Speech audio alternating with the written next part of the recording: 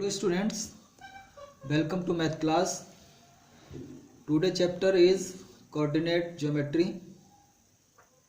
The learning outcomes of this chapter are: first, coordinate geometry; second, x-axis and y-axis; third, quadrant; fourth, origin; fifth, Cartesian system; sixth, coordinate; 7, plot the point in the graph.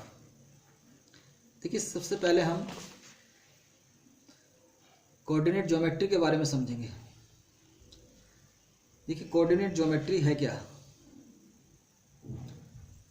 The branch of mathematics in which geometric problem are solved through the algebra by using the coordinate system is known as coordinate geometry. देखिए, simple भाषा में यदि हम समझें तो geometry की help से, algebra की हेल्प से हम किसी पॉइंट को लोकेट करें, उसकी पोजीशन को समझें, ये सारा सिस्टम कोऑर्डिनेट ज्योमेट्री के अंदर आता है। नेक्स्ट, अब इसमें एक्स एक्स डैश ये हॉरिजॉन्टल लाइन है और वाई वाई डैश ये वर्टिकल लाइन है। The horizontal line X X dash is called X axis and the vertical line Y Y dash is called Y axis. ये X axis है, ये Y axis है। Intersection point of X axis and Y axis is called origin. It is denoted by O. देखिए, ये X axis है, ये Y axis है, इसने इंटरसेक्ट करा ऊपर। O is the origin.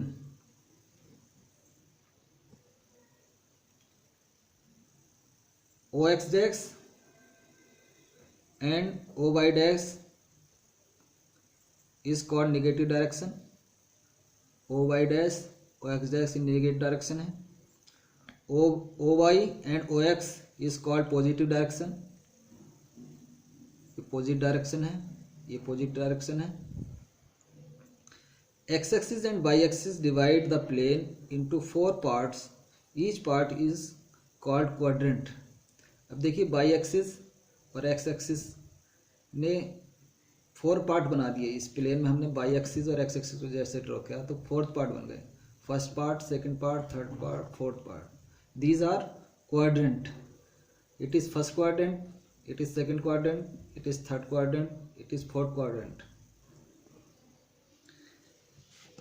Cartesian system, the system used for locating the position of a point in a plane with the reference to fixed mutually perpendicular line, one of them x-axis and other is y-axis, is known as Cartesian system. अब देखिए, इस figure के अंदर,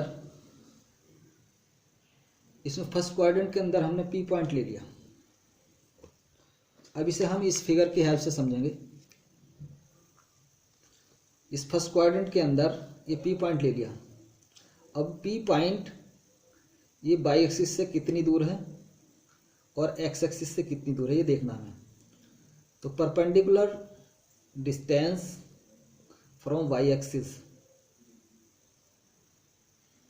perpendicular distance from y-axis of this point is called abscissa. Abscissa का मतलब है x की value. Abscissa का मतलब है x कोऑर्डिनेट। इस तरह perpendicular distance to X axis is called y coordinate. तो किसी भी कोऑर्डिनेट को लिखने के लिए x और y की जरूरत पड़ेगी। तो x क्या होगा? परपेंडिकुलर डिस्टेंस होगी वाई एक्सिस की। और x क्या होगा? x होगा perpendicular distance from Y axis और y की वैल्यू होगी perpendicular distance from x axis.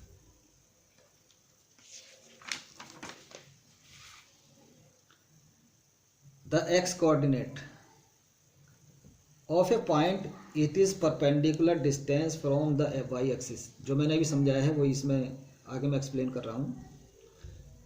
The X coordinate, X coordinate का मतलब सीधे आप समझिए एक्स की value of X. The X coordinate of a point is its perpendicular distance from the Y axis measured along the x axis. The x coordinate is also called abscissa. आप x coordinate बोलें या abscissa बोलें, वो x की value होगी।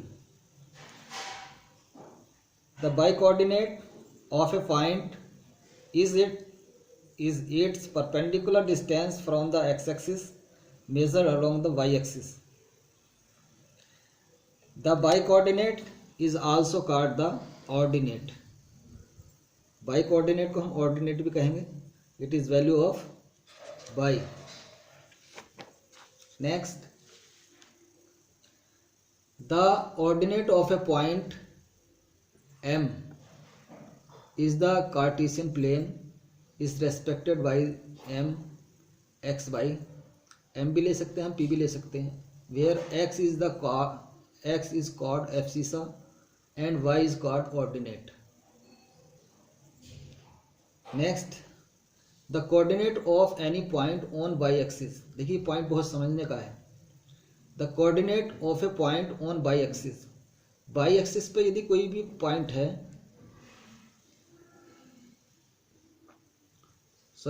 the coordinate of any point on x axis, y axis नहीं x axis, तो x axis पर हमेशा y की वैल्यू 0 रहेगी। The value of y 0 on x axis. Next, the coordinate of any points on y axis.